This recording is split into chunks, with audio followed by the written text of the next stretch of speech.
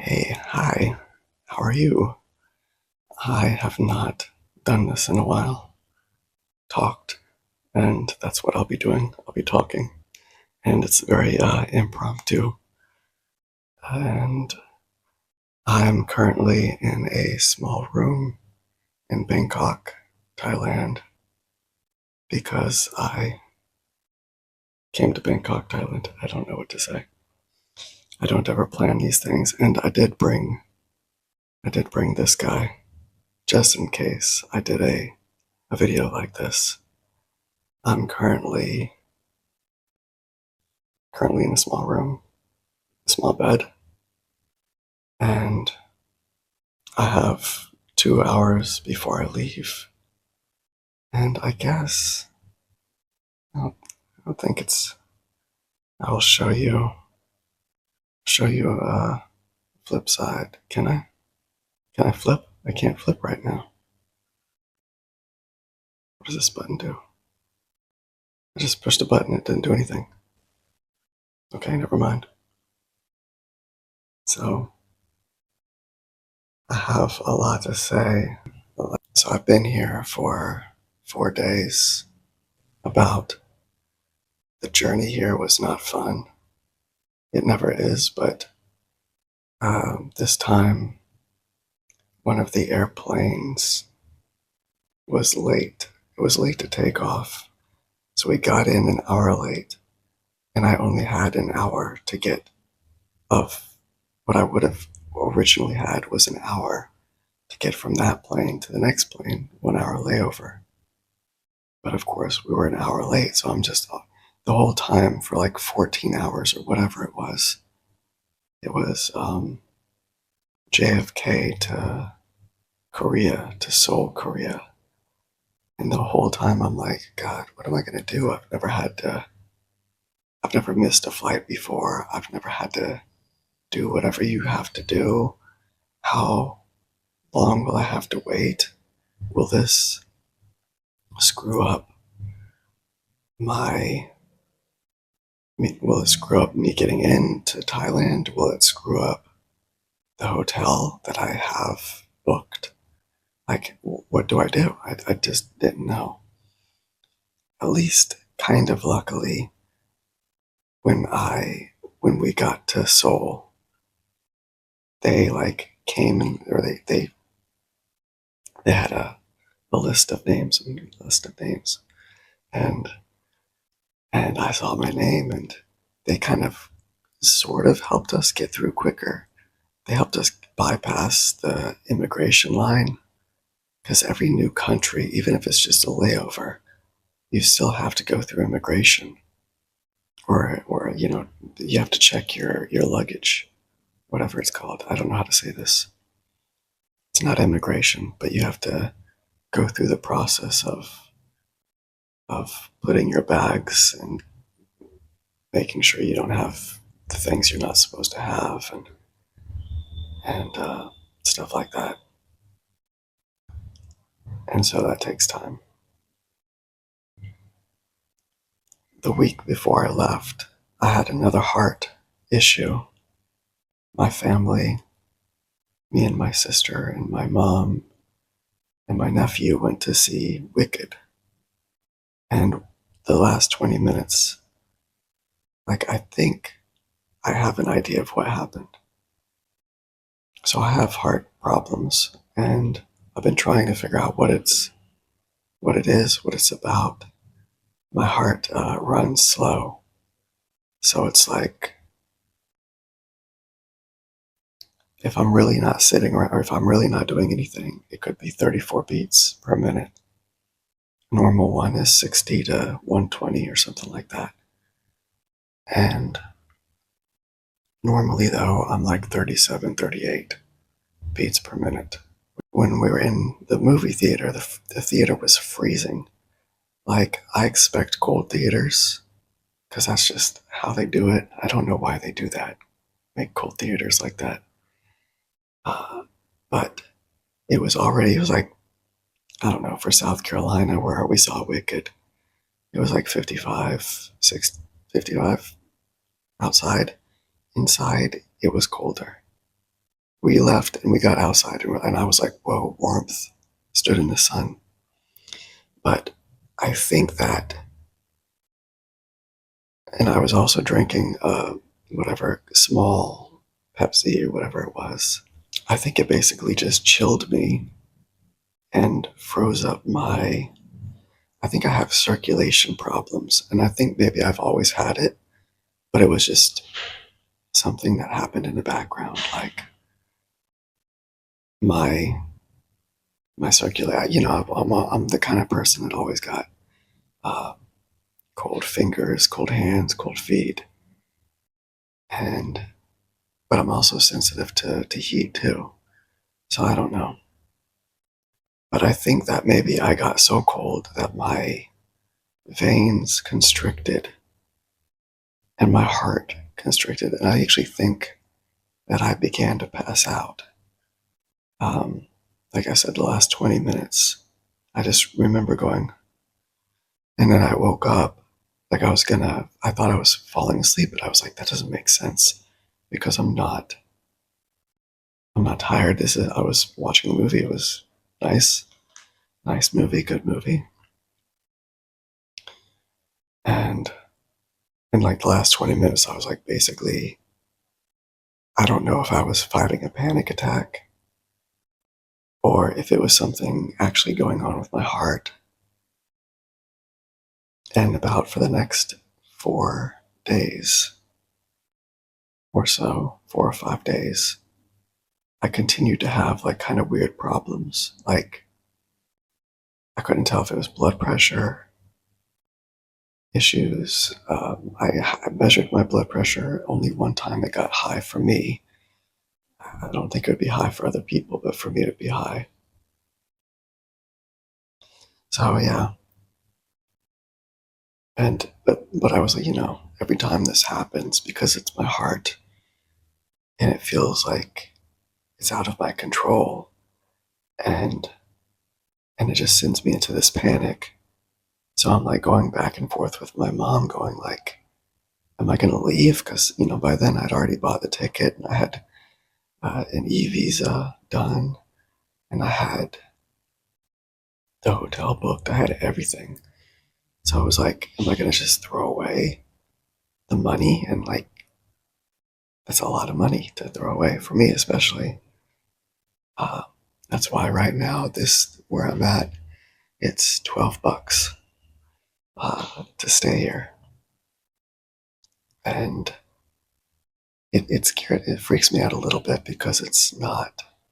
I don't feel too secure in terms of my valuables. So, like I said, I have to leave here in 2 hours, and this is my ADHD. So I I booked just to. I was worried about getting the visa, and at one point I got told by an immigration guy that I needed to have a hotel shown for 7 days. And the thing is, like, it's hard to explain. I still don't exactly know why I do this. It's like this anxiety around planning. But I'll get a hotel for like 4 days, and then move to another one, and then move to another one, and another, and another. And it takes a lot of work. But there's just like, I have an anxiety when I book for a long time. Because I'm like, well, what if I want to leave? And I never want to leave. I always end up wanting to stay longer. Yeah, and so I booked a hostel. So I'm gonna be sleeping in a room with like, I don't know. I don't know how many, 6 people, 8 people, four, because I'm worried about, I have, with the heart thing, I was going to have a sleep apnea test done, and I never got it. I didn't want to wait around forever. And I'd been waiting for months for all this different complications, my heart, my circulation, I don't know, whatever. I've been waiting and doing all these tests, And then finally I was going to do the sleep apnea test, and they were taking, it took, not, I don't know, in the grand scheme of things, it wasn't a long time, but because it was on top of all the other times that I was doing all these other things, eventually I was like, you know what, another year has passed. I feel like a loser. And for whatever reason, I still feel it. I still feel it when I travel, because I travel, and I started to because I felt like a loser. I always wanted to travel, but then I wasn't for so long. And I kept, again, putting it off. I look at some people that are younger and they're, traveling with friends, and I get down. I get down about myself, and I fall into that comparison trap really easily. And then I feel ashamed. Then I shame myself, because then I'll see Thai people and they're like, you know, even if they're working at a 7-Eleven or something, I know they're not making much money. I know they're not going to be traveling. They've got, they work a ton of hours. So I'm like being a little whiny baby and, going to a Starbucks. Here, I think Starbucks. I say Starbucks because, first of all, in America, I don't get Starbucks. Uh, I try to find like a coffee if I haven't gone to a coffee shop in a long time. But if I did, I try to find you know, a non, um, what's it called? Non-chain kind of place. But over here, I go to this one Starbucks, and again, there's definitely most, if not 99% of the people that are there are Thai people. So I'm in Bangkok. There are rich Thai people. There are Thai people with money. But I guess I don't know. I just always feel like I'm a rich foreigner, and I'm not. So I feel both like I'm rich, but then I'm not. I know I'm not. I know when I go back home, I can't afford anything. So it's a constant like in my head. Um, all these different things, and all these different like anxieties that are kind of like contradictory. Like have the anxiety, oh, I have too much. I'm showing off money because I go to Starbucks,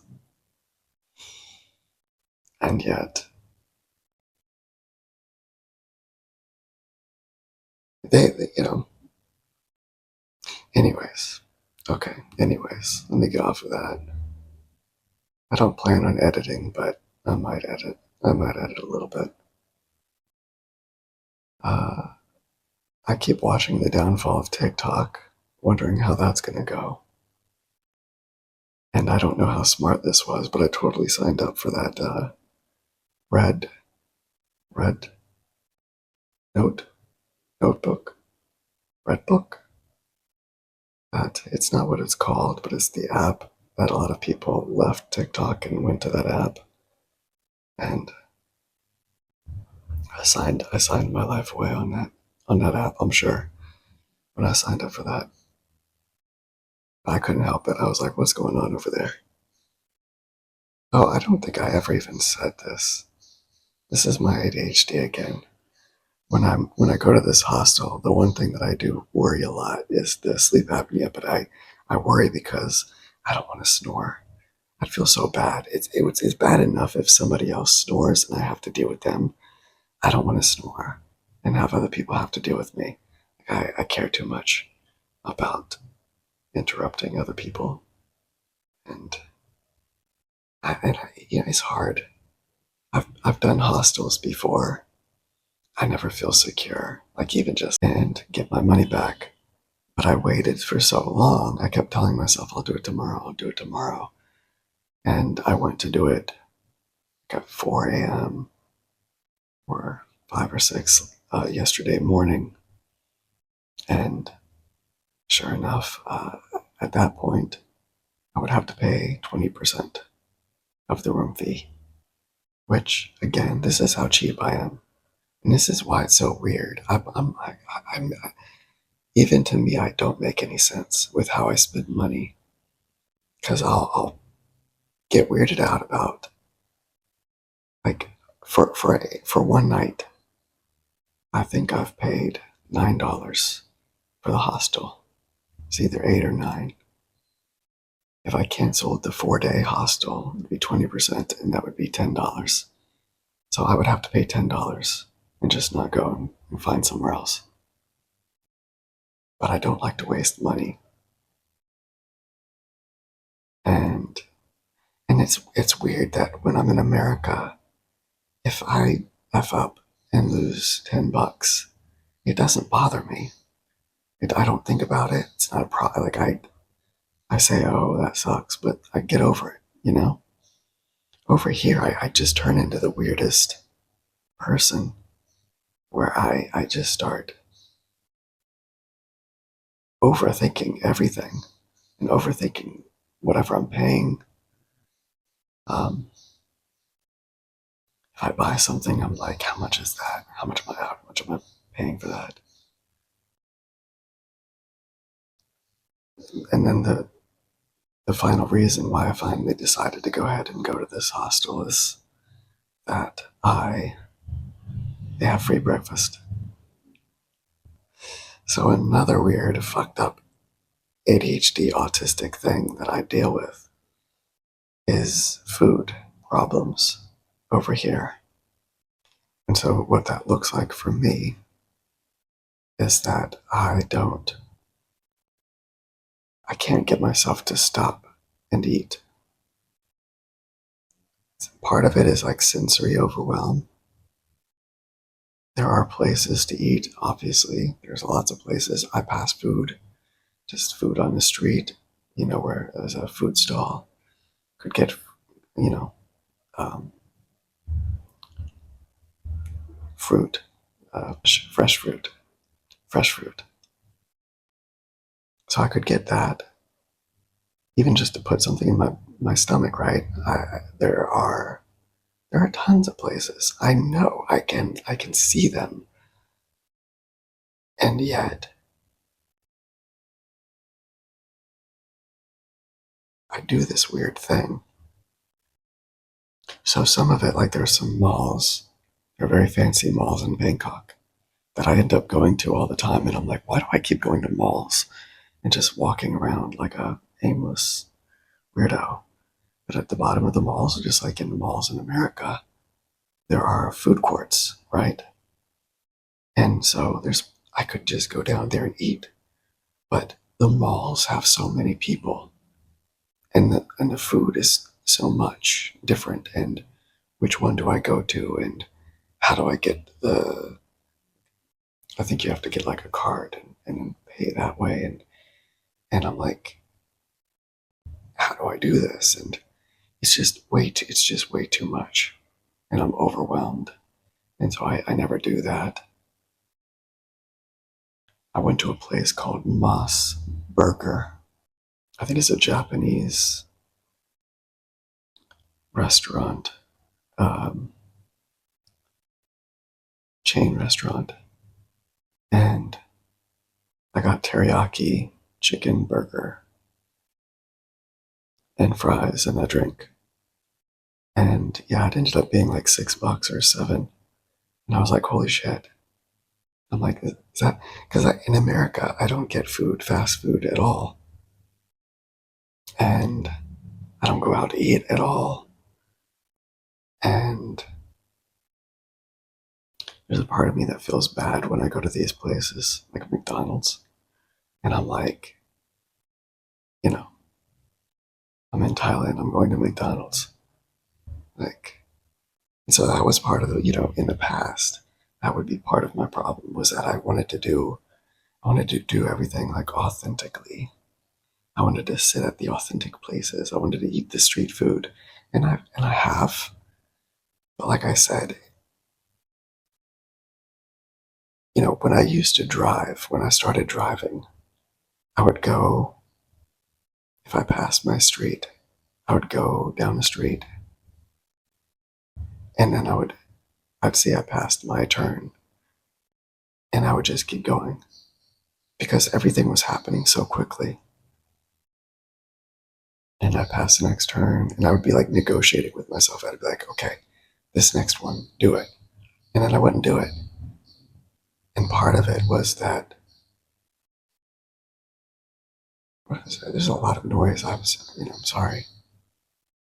There's been noise ever since I started, but there's a bird. So now when I'm walking, a lot of it for the walking part, when I'm here, I have this kind of anxiety of being perceived. Or it's not an anxiety. I'm not anxious, but I have this it's uncomfortable to be perceived. It's uncomfortable to be looked at.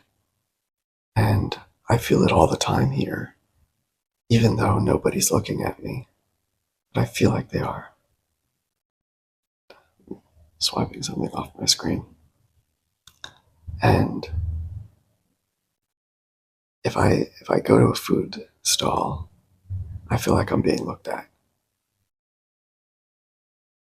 And so I can't like stop and like look around and be calm and calm myself. And I mean, I feel that way in Starbucks. I feel that way in over here. There's a chain of coffee shops that I like that are like a mid tier between like the cheapest coffee and a Starbucks.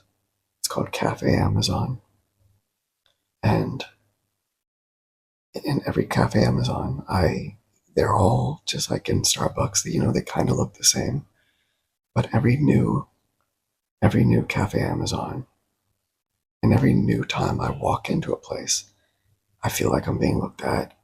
I feel like I'm like obviously doing something. I have to like in my head, I have to tell myself like let that go, calm that down. And nobody's looking at you, nobody cares. You could run away screaming. People would be like, what the fuck was that? But they wouldn't care. And I just some of it is the way they do things here though. If you walk into a mall, there's always like a security guard, and he's just standing there. And there's security guards everywhere. But I always just feel like, when you have that, again, anxiety, I don't know what words to use. When you have an anxiety when you're walking down the street and you're about to pass somebody walking the other way, it's not the same thing when you're in a city. You don't really pay attention. But when you're just in a less populated area, you get this anxiety like, do I look? Do I not look? Do I greet them? Do I like give a nod of I see you? Do I not? That's what I do constantly here. Not when I'm walking down the sidewalk, but like if I walk past a security guard, do I look at him? Do I don't look at him? Do I pretend he's not there? Uh, if I go into a shop, where do I look? Um, my entire existence is just me being uncomfortable.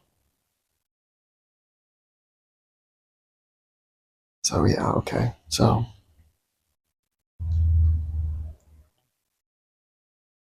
I hope the noise isn't too noisy.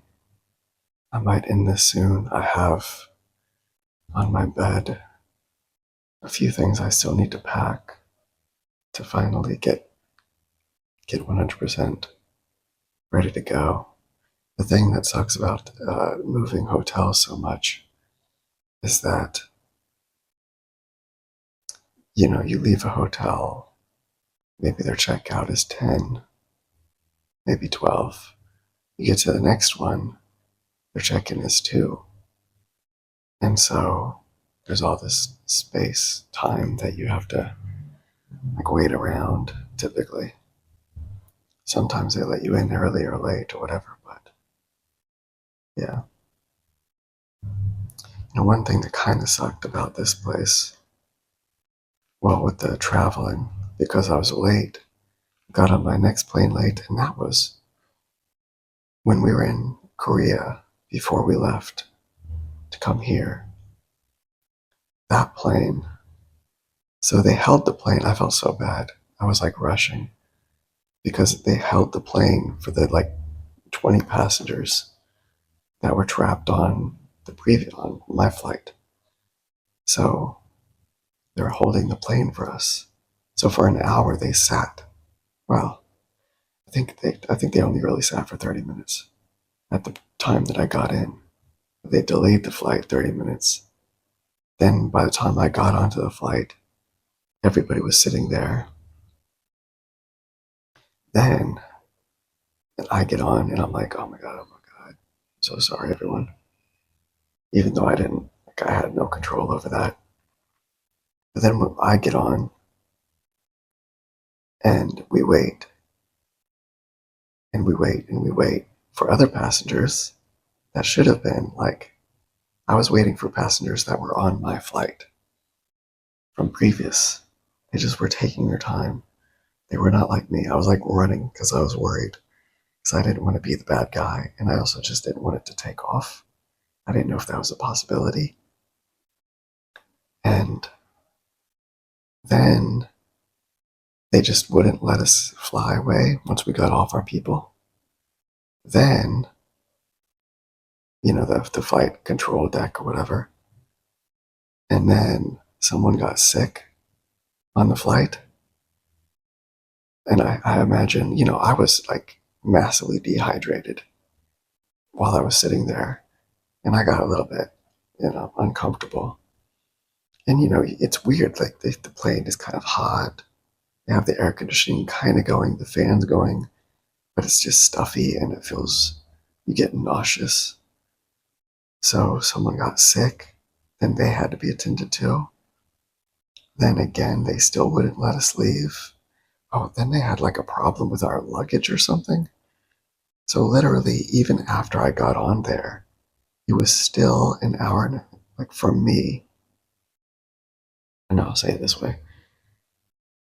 Yeah, for me, I was on the plane for an hour and a half before we took off, I believe.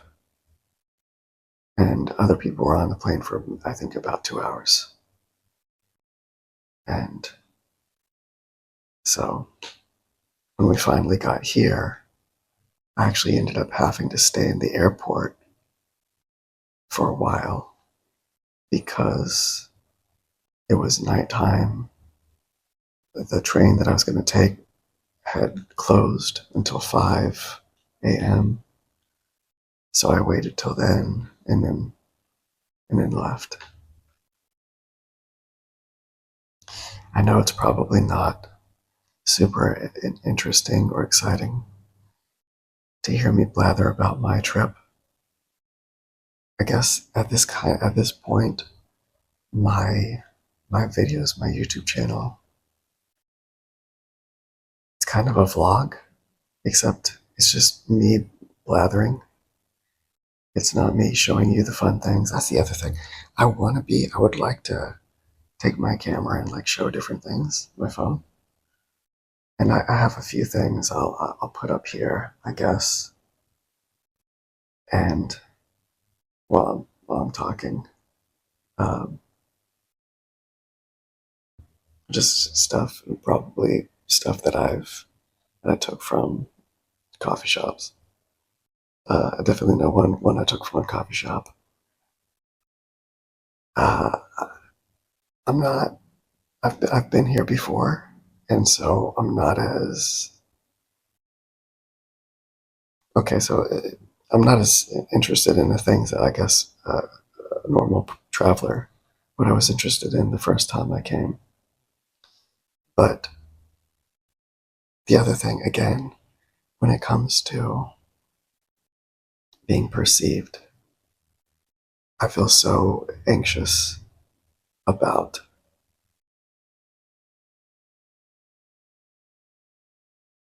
I feel so anxious about,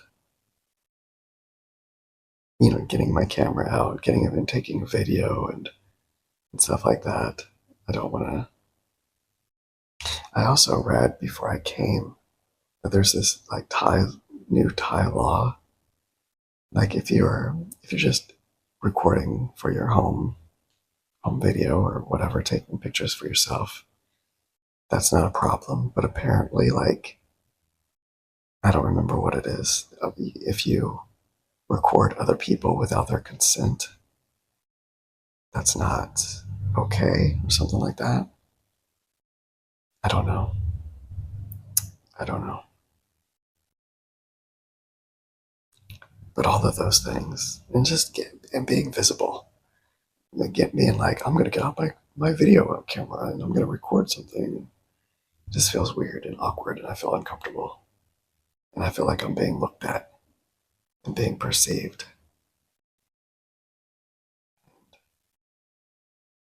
I guess I'll end it here. Uh, I won't be taking, I won't be doing this from my hostel. So honestly, and one of the reasons I had to do this. I brought my camera's being held up by this thing that I got in order to record my drawings, but it's heavy. It's like it's like 2 pounds, which is not heavy, but when it's on your back in your backpack, and I kept thinking to myself, am I really gonna do this? Am I gonna bring this extra metal weight with me? And yes, I did. And so all because I thought maybe I would finally make a video, even though I fell into a depression a few weeks ago for a few weeks, and so it's just been apathetic and sad and all of that. It's what I deal with everywhere. But okay, so goodbye. Maybe we'll talk to you, random person who watches this. I'll talk to you later. Uh, have a good day. Have a good life. Bye bye, everybody. Bye bye. Bye bye. Bye.